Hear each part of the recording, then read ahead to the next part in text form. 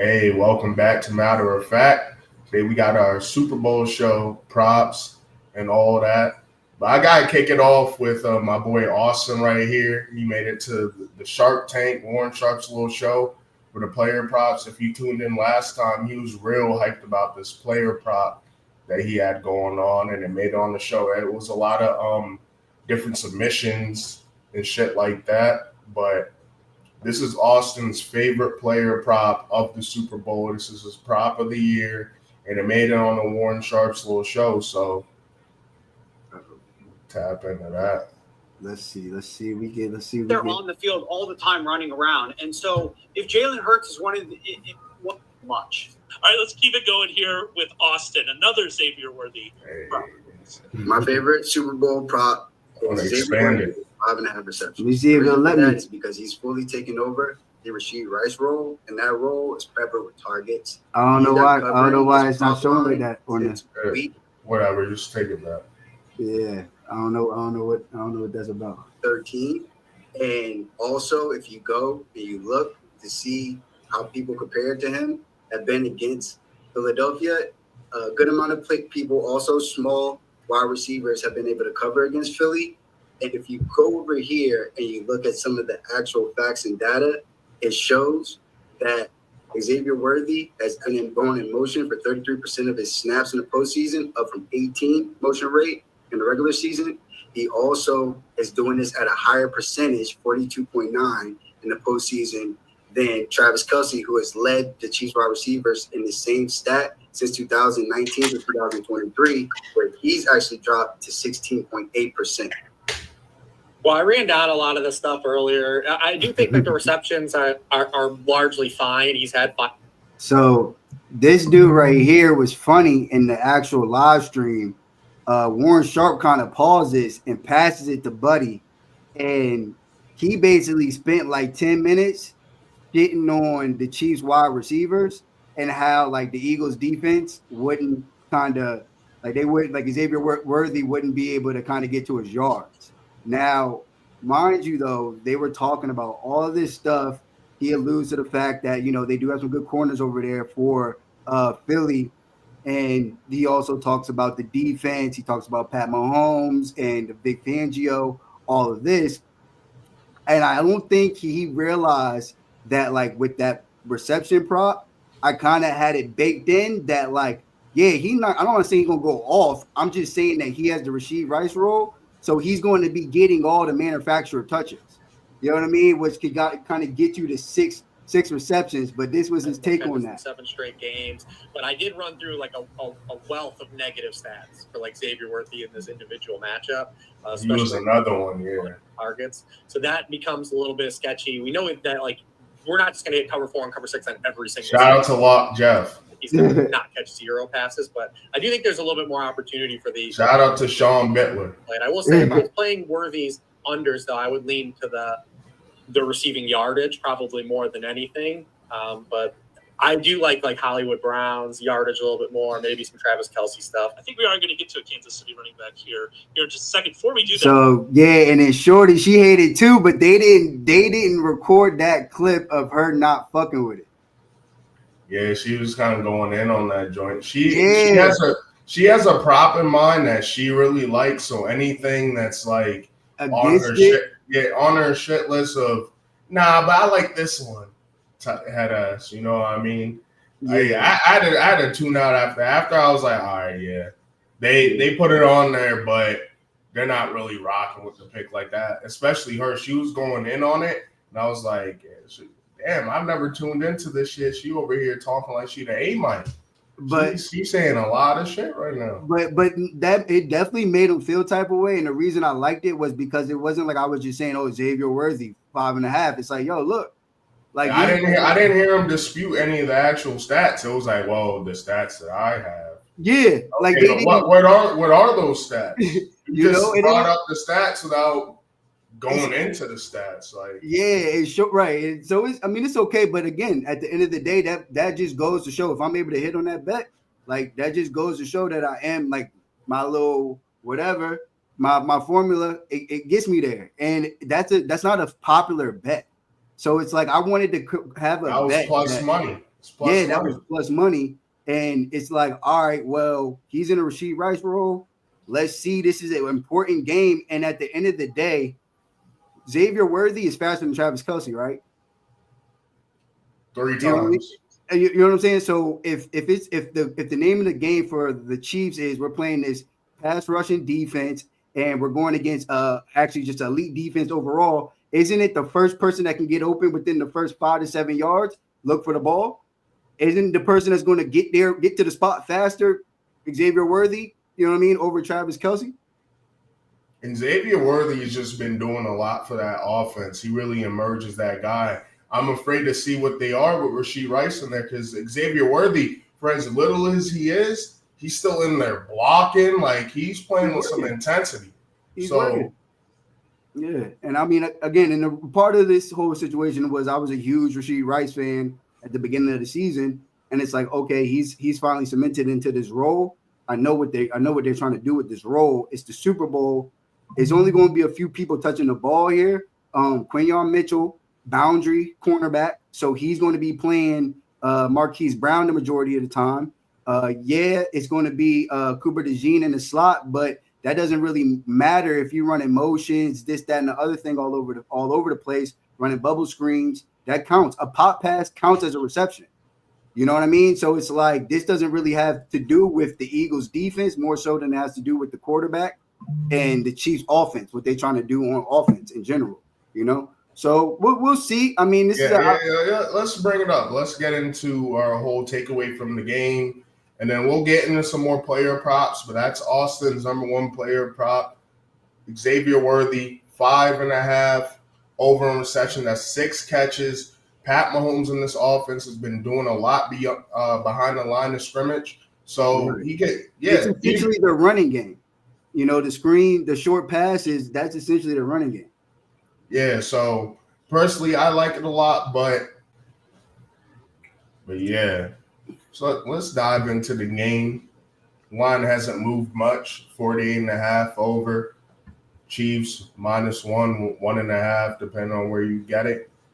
What's your final takeaway? What do you actually think is going to happen here?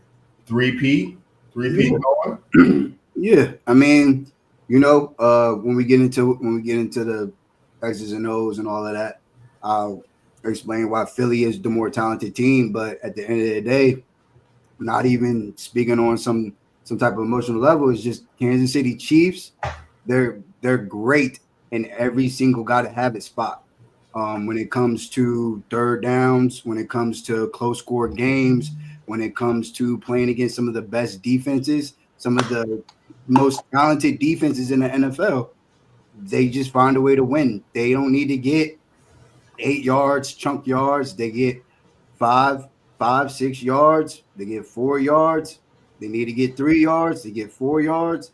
Pat Mahomes drops back. Everyone's covered. He sees a lane. He'll run it. Andy Reid schemes up a good offensive play for his team to score in certain moments. And I just think that, you know, Philadelphia is equipped to hang with them, but people shrink or, you know, they make mistakes and it costs them dearly when they play Kansas City. Whereas Kansas City, I mean, even last year, they turned the ball over. They fumbled the ball twice on like the second drive of the game and then actually fumbled the ball on the goal line in that game. Isaiah Pacheco fumbled the ball in the red zone and they still end up winning. It just doesn't matter to them. You're going to shrink playing Kansas City, and they're never going to fold. So as long as they're not down 2 scores with less than 2 minutes left in the game, I think Kansas City beats anybody. You know? Yeah, I mean, these guys are ridiculous. They're ridiculous. We've been talking about the turnover battle a lot in the playoffs. And I think they went like 9 straight games with no turnovers until that Bills game. Right. So, but even when they turn it over, you know what I mean? It's like the only team that turnovers don't affect, even going back to the last Super Bowl, is this Kansas City Chiefs team. They're just like, all right, Pat. Oh, Open up the third quarter, second half. Throws a pick, duck. What does his squad do? They just get a stop, get the ball back for him. Right. And then it's in the archives. It's like, oh, that happened? Well, yeah, they weren't able to capitalize it because this defense is going crazy. And it's crazy seeing how this team has evolved after that Tyreek Hill trade. Now that nigga over there whining in Miami, talking about we need to win, and these niggas have won twice without you. Well, I mean, they still got the engineers of that motherfucker. They still got Pat Mahomes, and Andy Reid didn't go over there in the trade. So, you know, it is what it is. And I mean, you just until they lose it, until I see them lose, like I'm okay with just picking them every single time. And I mean, the books got smacked last year because they actually had San Francisco as a favorite. The San Francisco 49ers were a -1.5 favorite. And literally that's what Philadelphia should probably be. But they're just like, nah, we can't do it. We can't.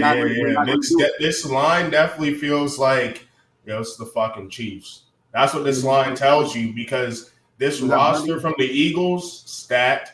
A lot of Eagles fans, they're raving about how much better the roster is. And I don't think it's as much better as they're like alluding to, but it's definitely better all around in a lot of spaces. Shout out to their 2 rookie corners, Quinyon Mitchell, Cooper DeJean, and then the Georgia line that they've been trying to build since they got into this Georgia little fetish that they got. You got Nolan Smith. Jordan Davis has been doing this thing. He's been playing a lot better recently. And then obviously the guy, Jalen Carter, he's a game wrecker. So I see where they're coming from with that. But, speaking of, let's look into 2 years ago, because it feels a lot longer, but these teams did play in the Super Bowl 2 years ago. You feel me? 38-35. Now, in terms of the field conditions, that was a topic of discussion too. It was a wetter field or whatever they're complaining about. But now we got these niggas in the Superdome. So dome conditions, that means everything's regulated, everything's smooth. You don't really got to deal with any unknown unknowns. But if you look at the wide receiver course for both teams, Devontae Smith, A.J. Brown. Devontae Smith had 100 yards on 7 catches. A.J. Brown, 4 yards away from 100 with a touchdown. Dallas Goedert, averaging 10 yards a catch on 6 catches. He was doing this thing too. And then Kenneth Gainwell is obviously a pretty decent receiving back, and he plays in the special teams. And we'll get into the injury report, but he did get hurt. I think he got concussed in the last game, but it's been 2 weeks, so hopefully he'll be all right. We saw with Jalen Hurts, it took him a while to get back, but that was unusual because I think the hit he took in that play didn't look too crazy. So it just goes, the human body works different. On the receiving side for the Chiefs, though, Juju, besides Travis Kelce, obviously Travis Kelce tends to turn it on in the playoffs, but he doesn't look like prime Travis Kelce. Second leading receiver in most receptions, Juju. Hey, man, now you have Xavier Worthy to deal with. You got Hollywood to deal with. You got D-Hop. D-Hop, by the way, he's been yapping a lot for his recent productions since he joined the Chiefs. He just seems really happy to be here. He's definitely one of the player props I'm looking at least for a parlay, the way he's been yapping. And it does feel like Andy Reid and this offense has been holding back some of their plays, at least to me. Even though last week or 2 weeks ago they scored 32 on the Bills, which they haven't been doing. They haven't been scoring over 30 all year. But when they gotta have it, they gotta have it. Pat Mahomes being a dual threat quarterback, 2 rushing touchdowns. They'll beat you any way that they need to. They see a hole in your game, they're going to exploit it. But I feel like their receiving options compared to the last Super Bowl isn't being talked about enough. Yeah, I mean, I just think that a lot of people, like, they just are consistently like, yo, we got to throw away. Like, they're like, we're going to throw, like, they just don't think that these teams are kind of, in a way, they're different. But I can even go, I go back to last year's Super Bowl because Philadelphia is super talented, but I'll go as far as to say that San Francisco is just as talented. San Francisco, they got Brandon Ayuk, who was fully healthy at the time, and they had Deebo Samuel. Philadelphia has Deontay Smith, who people think might get off, and they have AJ Brown.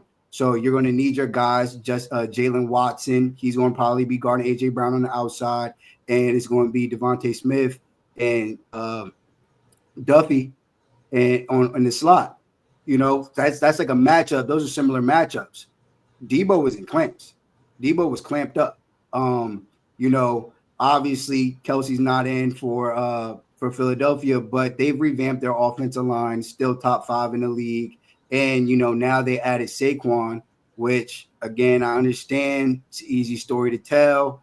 And, it's a great one depending on who you speak to. But they said that this is the first time in all of his years in the NFL that he's had the most yards before contact this year than all of the other years in the NFL combined. So that just goes to tell you, like, this offensive line is a completely different offensive line that is revamped. And, we'll see what he does. But I just think that, Kansas City San Francisco had Christian McCaffrey. They had Deebo. And, our Christian McCaffrey, Saquon. Deebo, Devontae Smith. Ayuk, AJ Brown. And they 19 points. 19 points. You know what I mean? Went to OT. They didn't know the rules. So guess what? You get to lose the Super Bowl.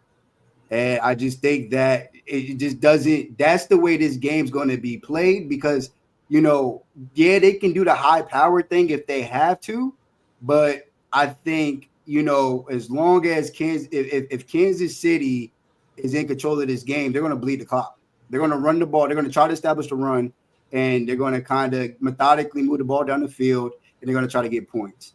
And then also I think that is the same formula that Philly would like to use too, because if the big plays happen, the big plays happen. But we're gonna probably get the ball to Saquon 5 times and make sure that you can stop him before we decide that we're gonna throw some shit to AJ Brown or test y'all through the air. I think that this is going to be one of those games where this is going to be the defenses on both sides, hard hitting, tough Super Bowls. Like, I don't think we're going to see 38-35. I think we might see some touchdowns, maybe get hit the over.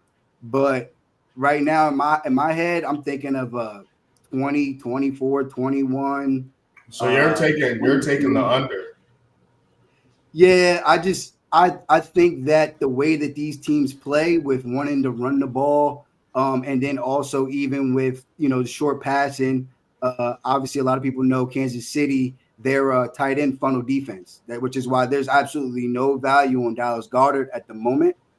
Still think he can still get over, but there's no value on him because they are a funnel defense. And if that's the case, you're gonna be giving it short to Dallas Goedert. He's probably not going to be getting that much yards at the catch, so he's going to be getting tackled. Then you're going to be running the ball with Saquon. If not running the ball with Saquon, you're dropping back. If nobody's there, then Jalen's running the ball. And if, on Kansas City side of the ball, they're going to just be methodically running small catch passes, probably getting tackled for 2 or 3 yards, no big gains. And it's just going to be a methodic football game where the clock is continuing to run. But both these plays are going to, essentially say like, yo, we lose today. It's not going to be off of a big play. It's not going to be, their goal is for it to not be Saquon breaking for 67 yards, and obviously their goal for Philly is for Marquise Brown not to catch a bomb down the field, for a big first down. He covers his prop in one play because they're going to take a shot with him. It's just when and what happens when that play happens. Is it a incomplete pass and they missed it, or is it a catch and a game-changing play in the game? Yeah, with both these teams, me personally, I'm inclined to take the over just because I think we're going to see some things we haven't seen. In terms of these coaching staffs, though, it's kind of crazy because obviously Andy Reid used to be with the Eagles, so it'd be kind of wild if he kind of kills their dreams twice. in 3 years. So that's a good little thing going. Obviously, Vic Fangio is 0-8 against Patrick Mahomes as a DC. So he's out for blood too. Don't sleep on that. He's one of and with him being 0-8, because I went back and I watched the games, like, yeah, there was a few times where they were getting smashed out, but for real, he does have the hardest time against Vic Fangio's defense. It's just, you know, they move the ball more methodically. You know what I'm saying? Like it's nothing down the field. It's no deep balls down the field. It's all yards after the catch. You know what I'm saying? That's kind of how Tom Brady was killing niggas for like 15 years. And that's why Tom Brady has 6. Death by 1,000 cuts. Right. Shit. And it's just and again, they're gonna be ready for it. You know, you brought up earlier about the Jalen Hurts and his hit rate. I mean, his sack rate against the blitz. He's 37 out of 37. So that means right there, they don't want no third and longs. I already know, you know what I mean? All right, so Kellen Moore got to have something for third and long, because if he doesn't, it could be bad news for them. And I know that they're going to try to blitz and they're going to try to run the screen to Saquon, or they're going to try to run a little leak out screen. Speaking of Saquon, we might as well get to Saquon. I mean, how much do you think they stop him? I mean, he's the X factor, because if he's not getting busy, then we got to see what Jalen Hurts is doing on third and longs and doing in the clutch. And Kansas City, they're the number one. If you're in the PFF and all that, they're the number one tackling defense. You know what I mean? Saquon's been busting off a lot of 60-yard runs, probably like the most in the season or some shit like that. He's been going crazy with this O-line. By the way, Landon Dickerson and Cam Jurgens, they're looking good for this game, is the recent news that I saw. Now, the one thing with Saquon that could potentially benefit Kansas City is the fact that he doesn't necessarily he doesn't have like the best success rate in his runs. Like when he rips them off, they look pretty, it's beautiful, and it goes crazy. But on a run-to-run basis, on a down-to-down basis, you can stop him. So it's just kind of like, all right, like I said, we got to get them to third and long. But even on third and long, you know what I'm saying? If it's 3rd and 6, 3rd and 7, they might run it, try to get 4 yards on the play, and then they'll go for it on 4th down. You know what I mean? Like you have to be mindful, which is Steve Spagnuolo, but like you have to be mindful that the team we're playing, they're going to go for it. Like they're going to go for it on 4th and short, 4th and under, anything under 4th and 4, we're going to go. And that's sometimes, but Kansas City, you know, I think they'll be prepared for that. But yeah, this is going to be, it's the whole make sure Saquon doesn't break. Just make sure he don't break for 60 yards. You got a shot. And, you know, on the outside, I think they'll do something where they bracket A.J. Brown. I don't think they let him get anything one-on-one down the sidelines. And I think that Duffy just going to have to get in that duffel bag against Deontay Smith. And, yo, I'm sorry, bro. You on an island today. So if you're getting worked, you're getting worked. And if you're not, we're going to praise you. You know what I'm saying? Like we're going to see it's you versus him. So, and I definitely think Kellen Moore is going to be prepared for that and going to probably try to, try to get some one-on-ones with Deontay Smith, try to see if he can get him something quick over the middle, use yards after catch, and generate some big plays that way. Yeah, I mean, in terms of this offense, this is one of my picks, by the way. This is a sleeper, or this is a teaser. I mean, I like Saquon over 1.5 catches because I think it's in their best interest to look. Unlike the Niners, and you were just talking about the Niners early, what did we see? It's very funny. This is like a Super Bowl rematch. Chiefs-Niners had their thing going, but now we have Chiefs-Eagles Part 2. And in both these situations, back-to-back, they got a top running back. The difference is San Francisco ran theirs into the ground. Now, if Saquon busts a 60-yard run, he probably has like 15 carries in those games. He was healthy as hell that day. You know what I mean? Yeah, he was healthy as hell. Oh, yeah. He had about 160 all-purpose. You know what I mean? He had 80 on the ground, 80 in the air. I think he had like 2 touchdowns. So, yeah, he was healthy that day. That's the agreement. Hey, bro, we need everything you got today. It might be bad next year, but don't worry about it. That money's already in the bank. You know what I'm saying? We'll worry about next year. But tonight, we need everything you have. Like, in order for us to win, it's going to have to be that kind of game from Saquon. And I mean, like, Christian gave it to him. You know what I'm saying? But it just wasn't enough that day. It was enough to go to overtime. Well, yeah, okay. But if you put it all on the line like that, bro, you got to come on with the hardware. And so, Saquon, he's probably going to do his thing. And if he does, for everyone's sake, I just hope he come on with the hardware. You know what I mean? Hey, Trent McDuffie over here lined up in the slot 151 compared to out wide 890. And that's what I was telling you the other day. Hey, he's not just a little slot receiver, so Spags might use him some creative ways. But on the other side, we still do have Fangio, who is going to disguise those blitzes. He is going to get creative over there, and he definitely doesn't want to go 0-9 against Pat Mahomes. Versus Spags, I don't know if you know this, but Spags is the only coordinator in NFL history with 4 rings. He has 2 with the Giants, the 2 Eli Manning rings, first ballot Hall of Famer. You know what I mean? He has 2 with the Chiefs too.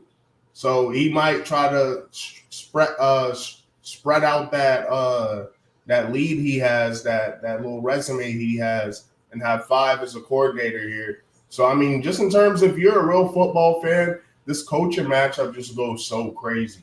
It goes crazy. I think the coaching matchup is where the Chiefs have 2 advantages, and it's the coaching matchup and that quarterback.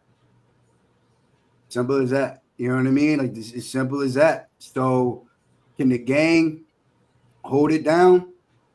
And you know what I mean? And Pat Mahomes be Pat, and Andy Reid cook up some nut shit plays to where it's like, wait, what? That was from week 2 of 2004, like 2024. How the hell did they know? How did they know that this was going to happen when they ran this? Oh, well, they saw it when they played St. Louis, or they played the Rams or whatever. They're going to do that. They're going to do that because they did it last week. 2 weeks ago. They did it 2 weeks ago against Buffalo. They literally ran a Josh Allen play against Josh Allen's team and scored. Pat Mahomes scored a rushing touchdown on Josh Allen's play. Little extra troll there. Extra troll. Andy Reid's funny, man. He's a football junkie, bro. And he's off a bye. So again, it's just like Andy Reid off a bye. This is a heavy game. Like this will be. I just think because it just always happens, and then at least been here before. But I mean, Ravens have played the Chiefs in the playoffs. The Bills have played the Chiefs in the playoffs, and it still gets heavy for those guys. And until a team comes out and it just like the moment or the situations were just never heavy for them, you got to give it to the Chiefs. I get it. Like, these days it's called cheating or it's called refs, whatever. Yo, I'm glad you brought that up because I don't think it's a good move for the media and everybody to embrace that. I feel like they're taking that shit personally. They don't like that shit. Well, you can tell they don't like that shit, bro. Well, here's the thing, though. Like the thing that you called it revisionist history or whatever. It's like I get it. You don't want to admit that like, damn, this team's so good. If you don't like them, you're like, damn, I don't want to admit that this team's good, and I don't want to blame the Bills for just not being good enough.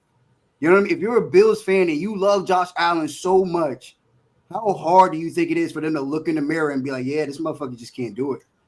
He can't do it. If he can't do it now, I don't know when he's going to be able to do it. And that's the truth. They don't want to face the facts. Come on, dog. I was in Green Bay when Dez caught the ball, but because we were in Green Bay and it was Aaron Rodgers, all stars get the benefit of the doubt. I'm sorry. If it's Tony Romo and Aaron Rodgers is getting that benefit of the doubt, bro. He's the superstar. Superstars get the call. This one dude had a good point. He was talking about how it was a game in Utah. He was sitting courtside, and he literally heard the ref say to Michael Jordan, "I'm not going to let you get your 6th foul." It's Michael Jordan. The superstars have always gotten the call. Tom Brady gets the call, bro. Tom Brady's going to get the call. You can't be mad about that. Be better. Like, you know what I mean? Look, hey, go in. You got to know these cats going to get the call. Your technique needs to be sound. Theirs doesn't have to be sound. But if your technique isn't sound, they're going to catch it.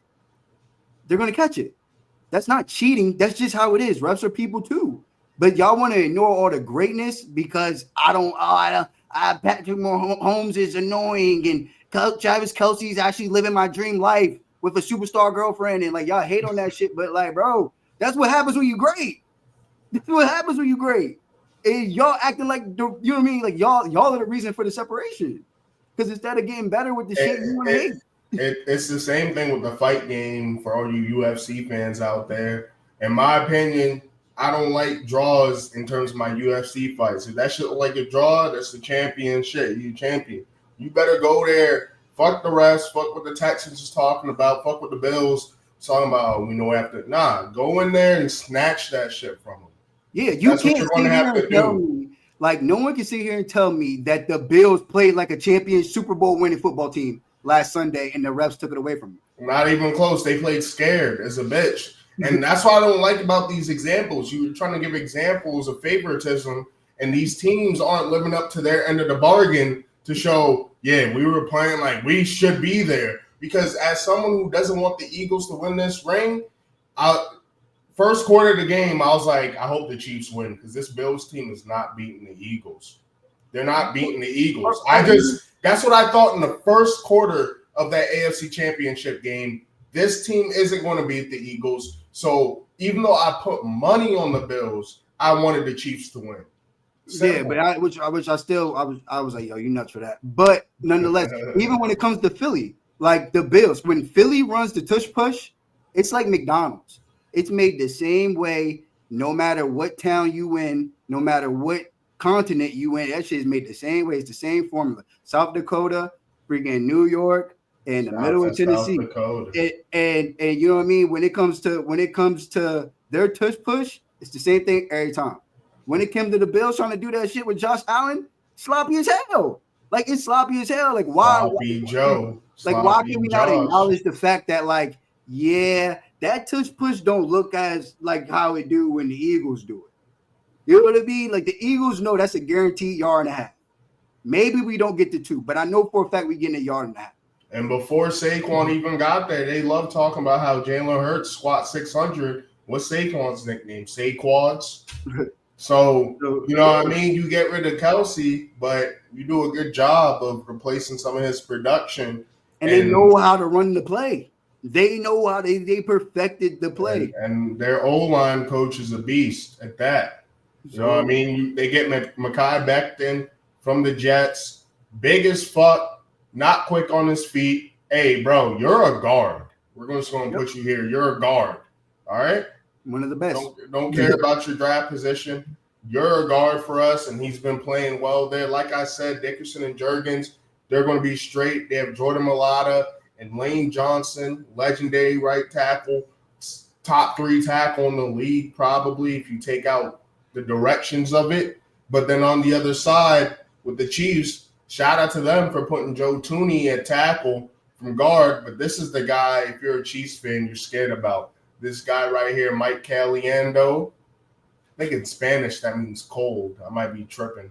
But, yeah, this is the guy you got to attack because Creed Humphrey is probably, I would say, the best. Yeah. They'll slide coverage. They'll slide the protection. PFF has him as the best center. You know what I mean? I was thinking maybe Frank Ragnow, Creed Humphrey's that guy. Then Trey Smith, one of the top free agency linemen, maybe free agent going into this offseason is Trey Smith. So this right side is legit. Say what you want to say about Jawan Taylor's penalties, but he's a good right tackle. So this right side's legit, and then you have Creed Humphrey in the center. And then we just talked about Joe Thuney. It's going to be about the D tackles. I mean, it's going to be about what they can do with the D tackles. I mean, like I said, the name of the game is, we got to get the ball out quick, for the Chiefs. They're going to slide protection to help out the left guard, Caliendo. And, you just got to stop Jalen Carter from wrecking the game. The edge rushes, not too worried about them, especially with Pat Mahomes. I know when he did lose, it was because the edge rushers had a field day, but quarterback. What did they do right after that? They made sure they had that line legit. Yeah, but they can't fix it. They can't fix it today. They won't be able to fix it by Sunday. But quarterbacks do have a They had like the problem the thing they hate the most is pressure up the middle. That's what they hate the most. So if they this is the Jalen Carter game. Like this is what the hell? Jalen Carter is just wrecking this entire whole operation. He could do it. He's talented enough to do it. You know what I mean? And if they don't slide protection over there, he probably will wreck the game. I'm not even gonna hold you. But as long as they can kind of get him down, I think Pat takes care of the edge rushers for Philly. And like I said, the name of this, the whole thing that they're gonna try to do is get the 5 to 7 yards and get to the open space, and I'm hitting you.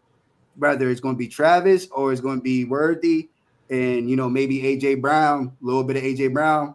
But yeah, also like you said, I think that I know we saw a lot of Juju, but I'm interested to see what they do with the others. And the others I'm talking about, like what you were kind of talking about. We were talking. I think you had some props for D-Hop. I know a lot of people like Juju Smith's props. Marquise Brown's. I think Marquise Brown, like what I'll probably do is I'll probably do over on his yards or like ladder up his yards, but then do under on his receptions. I like that correlation a lot. Because I just don't think he's getting the 4 catches in this game. But I could see them. Who are you talking about right now? Marquise Brown, Hollywood. Oh, Hollywood. All right. Yeah. I could see them doing something like similar to what they did again last Super Bowl, where Miko Hardman, he caught a nice little long ball for about 40-something yards. He wasn't the focal point of the offense, but they ran a little play action. He ran a deep post. And then he it's not a terrible time to take him. He hasn't had 4 all playoffs. Obviously, the Chiefs were the 1 seed, so they only played 2 playoff games, but 0 in the Texans game, 3 in the Bills game. I think they spread it out, so I really don't like his receptions like that. Yeah, no, but I like for him because they're not going to send Xavier Worthy deep. Like we just kind of explained, all of his stuff now is short, close to the line of scrimmage. He's the guy in motion. He's the Rashee Rice role. Okay, well, who's the guy that's using the feet? And BFF likes that over on the 5.5 too, plus 109. They have that shit. They're edging that shit. No Diddy. So 6'5", 8'7", 6'5", 5.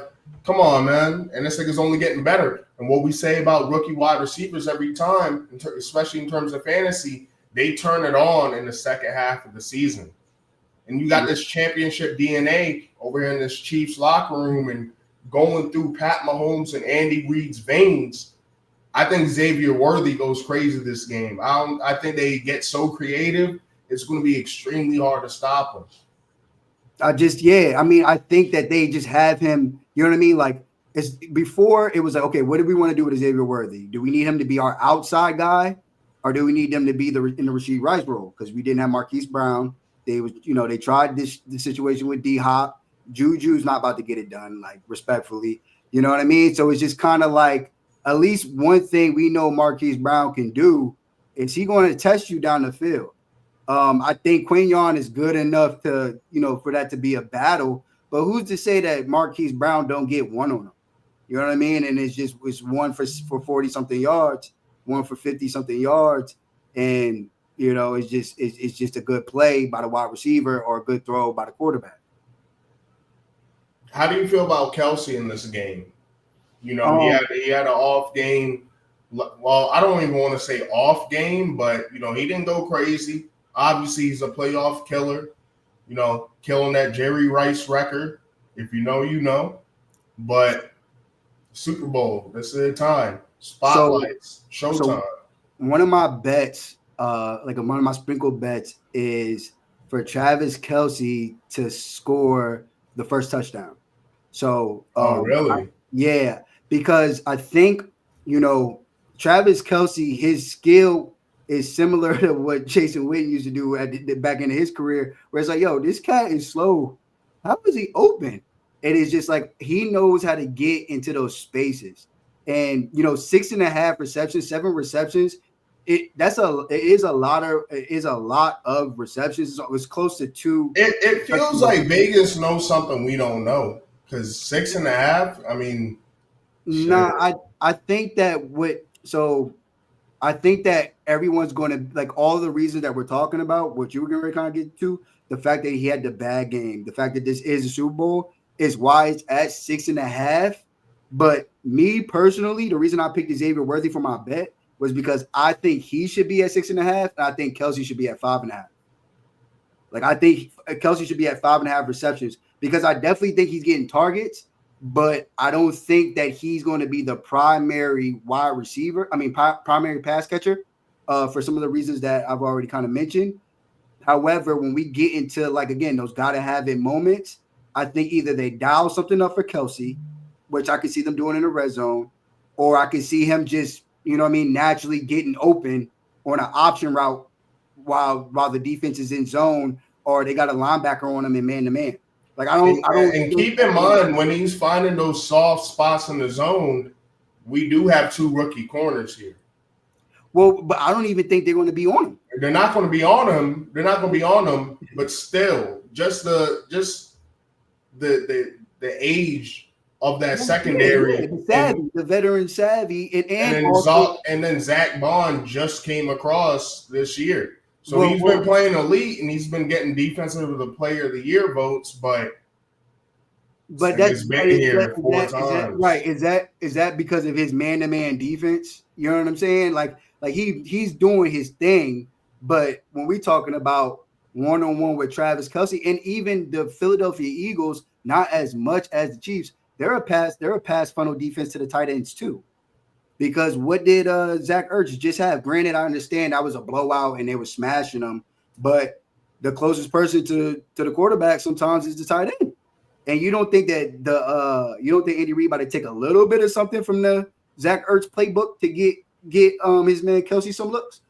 So I think what I would probably do with Kelce, I might not take his receptions, but I would be good on his yards, because I mean, even like what happened in Houston, it was basically essentially 1 or 2 blown coverages, and he just got yards after the catch because there was nobody around him.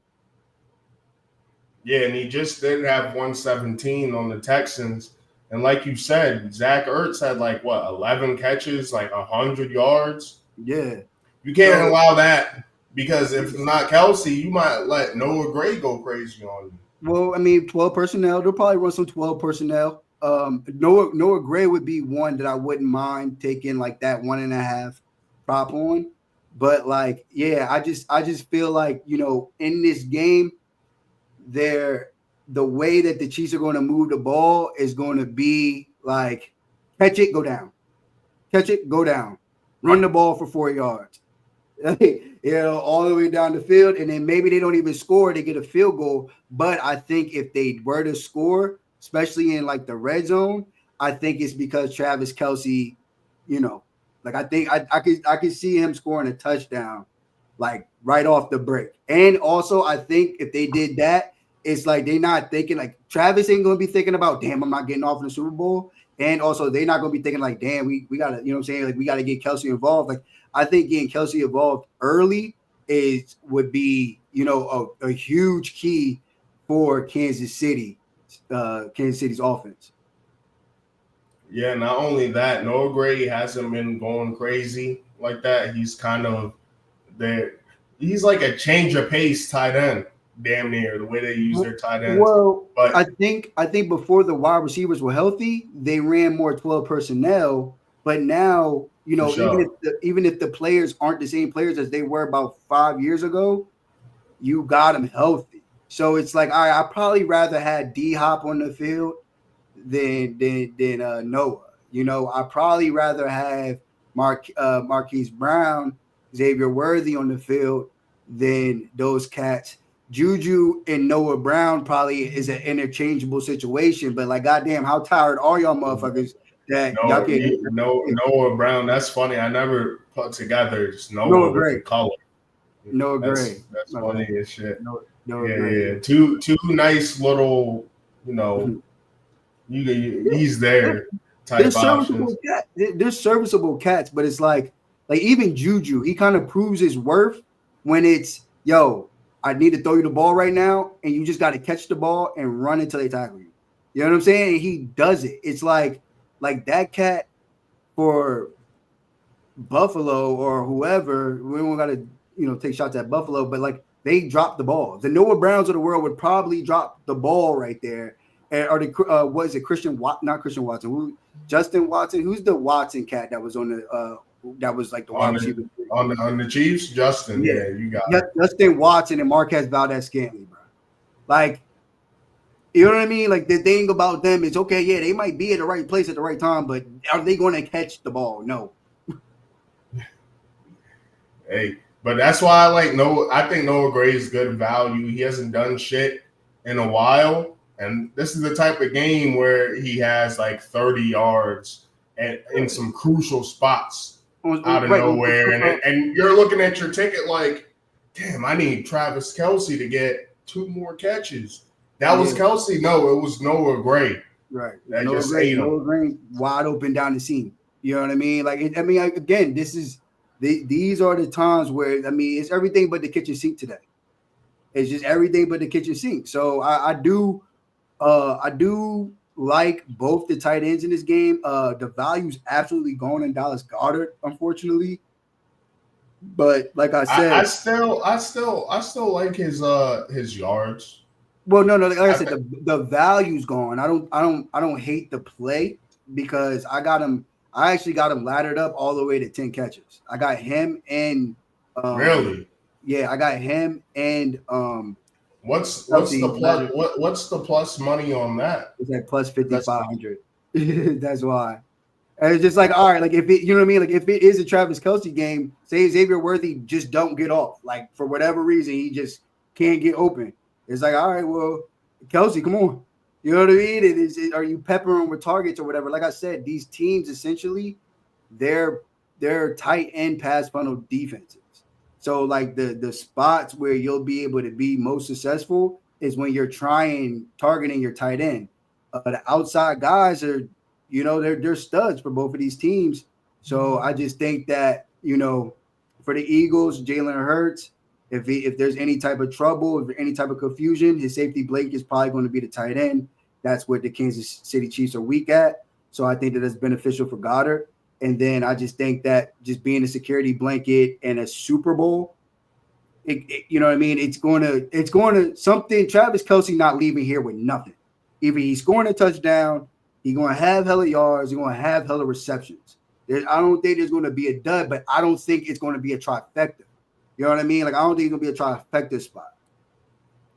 And even going back to last year, Rashee Rice didn't go crazy, but they have 6 catches, 39 yards. And I feel like the way this offense is constructed for the Chiefs and their wide receiver room, I think he blows this out the water. I think it could be 6 catches for 90 and a touchdown, and then maybe 15 rushing yards. Yeah, are you talking about Xavier, or are you talking about? Yeah, I'm talking about Xavier Worthy compared to what Rashee Rice did, right. And he was still important to the Super Bowl because he still did have 6 catches, and only one besides Kelce that had that was Pacheco. Speaking of running backs, though, Kareem Hunt, we can't sleep on, Andy Reid's playing the Eagles again as a former Eagle coach, but Kareem Hunt missed out on all these Super Bowls due to his incident, and then he was on the Browns, and he was a good change of. I don't want to say change of pace. He was a good 2-headed monster over there in Cleveland in the Nick Chubb prime years, and for him to get back here, they were just talking we've seen a lot of change in him, and he's extra motivated. He has a chip on his shoulder. You think he's able to get busy, or is that Georgia D-line? Now, again, I think he's going to be he'll have a decent success rate. And what his success rate is, it's not, oh, you broke for 6 yards. It's you broke for 4 yards on first down. Okay. So now it's is 2nd and 6. You got another 4 yards on 2nd down. So now it's 3rd and 2. And then now you got 3 yards on 3rd down. So now it's a 1st down. Those are considered successful runs. And I think that, he'll have a decent success rate. Like, he'll have a high success rate. I don't know necessarily if he'll get off, like if he'll break or do anything crazy, because even in the last game, in the first quarter, he had 4 carries for 36 yards. But then after that, I think he had like 10 carries for 30-something yards. So it wasn't necessarily a good or a bad game. It kind of looked decent on the box score, 15 carries, 60-something yards, a tutty. But you know what I mean? I just think that they're gonna make sure that the run game gets positive yards, whether it's only 2, maybe 3. And then I think Pat just kind of works from there. I don't think that they even ask for their running backs to do a lot. Like the one thing I will say is Isaiah Pacheco was obviously healthy, so he could run. He was running the ball better in both the Philly game and also the game last year. The fact that he's coming off a broken leg, it's like that kind of is what's creating this story for Kareem Hunt, without being disrespectful. But like, oh no, 100%. If it wasn't for Pacheco going down, they don't acquire him. They're not even looking his direction. And like us as fans, we see these cats, and it's like it says available, and he healthy because he's on the TV. So we just like, yeah, he healthy, good. But in reality, it's like, yo, Buddy did just come back from a broken leg. So like he might not be ready 100% him until October of next year's football season. And that's the scary thing, is this is a deep running back class, and they did get Pacheco in the 7th round. Yeah. Pacheco was a 7th round running back. If you don't remember, if you don't know, it don't seem like it. But in this deep class, you have the Chiefs where they're always picking at the back of the draft. They got this shit down pat, man. So they win this one. It's tough. It's tough. We'll talk about potential 4-peat. But, in terms of this game, though, like Austin, I do like the Chiefs here. I just think it comes down to the coaching and the quarterback play. And I think in terms of games like this, that's what stands out the most. It's not a regular season game. It's not the wild card or the divisional. At the end of the day, this is their annual Super Bowl. And they played y'all 2 years ago, and they played another version of y'all. Not as good of a quarterback, and a very strong roster, a lot of dynamic skill players. And that even goes down to the running back with McCaffrey. Because McCaffrey was looking unstoppable. I know if you drafted him in fantasy, you're sick. But you drafted him in fantasy based off that season where he was going crazy, and everyone's going to be drafting Saquon in this upcoming fantasy season because he went crazy behind this O-line. Yeah. And everybody has different philosophies. Mine is I don't draft the player based off his past performances. So, you know what I mean? I wouldn't be touching Saquon after this phenomenal year, but hey, I don't blame you if you feel like you got to. So hope he stays healthy again. Facts. And he's going to be healthy this game. It's going to be important for them to stop him. Like I said, number 1 tackling defense, but Saquon's a different animal, and this O-line allows him to do stuff that he wasn't able to do at any time in his career with my New York Giants. So we'll see what Kellen Moore is able to do. We'll see if Vic Fangio could hit 1-8 instead of going 0-9 against Patrick Mahomes. See if Spags gets 5 rings as a coordinator. If Andy Reid beats his former team twice in the Super Bowl. I know a lot of people don't like the narratives or the story because a lot of casual fans tune in for that. But in terms of the X's and O's, in terms of the coach, in terms of the players, in terms of what's really at stake here, you gotta love this game. This is the best. You gotta love this game. Oh, yeah. So sometimes you gotta block out the noise and just enjoy the shit yourself. Like you know I'm blocking out the noise. We got Saquon here in the Super Bowl. I can't deal with the narratives. He wins this joint his first year with the fucking Eagles. Yeah. But I think it's going to be a close game regardless. Once again, the picks I like your Xavier Worthy play. I'm going to mix that a lot in with his receiving yards, though, I like Saquon for over 1.5 catches. I think they're just going to have to. There's going to be a lot of you got to have it moments. I like Pat Mahomes with his rushing yards. We saw him get busy with his legs in the Bills game, and I think he does it again because whatever happens, happens. You make history right here. You make history right here. And then also like DeAndre Hopkins because he's just been yapping for like 4 weeks without doing anything. I think this is the time that he gets busy. And I'm going to be targeting the tight ends in this game a lot too. So Noah Gray with his 2 catches, I think he gets those 2 catches. I think Travis Kelce, I'm probably not going to take the receptions because it's a little bit heavy on me for him to get 7, despite Taylor Swift being in attendance and how big that's going to be. But I like the 60.5 yards coming off that game. Also like P. Ryan, it's just value. You know, he comes in and does what he has to do. We talk about how they get in these 4 tight end sets when they're lacking receiving options. Well, their running back options compared to Saquon, that's definitely a committee over there. And then, yeah, man, I mean, that's pretty much what I'm targeting. I'm targeting a lot of Chiefs because it's value, and I feel like the books are sharp on the Eagles' skill positions. Yeah, and for me, I mean, I'm an under guy in the Super Bowl, so I'm definitely hitting a few unders here. But one of the plays that I am picking, Saquon to not score a touchdown, that's on DraftKings at plus 155. He scored a touchdown in 9 of the 18, you know what I mean? Like 9 to 17 weeks in the regular season. So, you know, it is a possibility he doesn't get in, and that at plus money, got to take it, especially when his touchdowns at minus like 200. Pat Mahomes, I got Jalen Hurts, if you can still get it, like over 30. And then one of the plays that I also like a lot. Over 30 what? Rushing yards? Over 30 rushing yards. And then what was the other play? Oh, yeah, DeAndre Hopkins, anytime touchdown. Just sprinkle that in. It's plus 500. He's a big body. And like I said, I think, you know, in between the 20s, maybe it's not a DeAndre Hopkins game or it's not a Travis Kelce's game.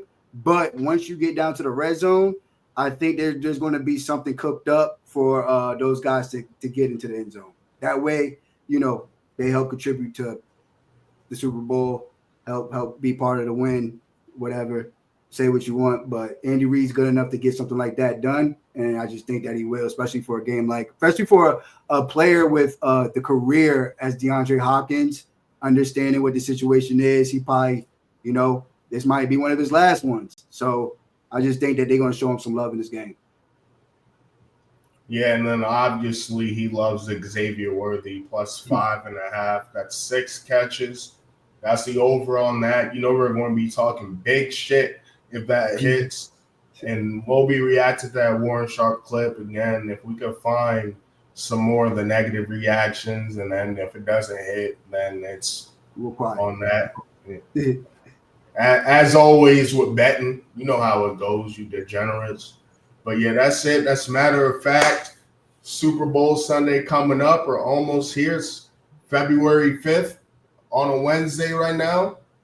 I can't wait, man. I'm be sitting there. I'm still. I got like 5 different food options, but I'm ready.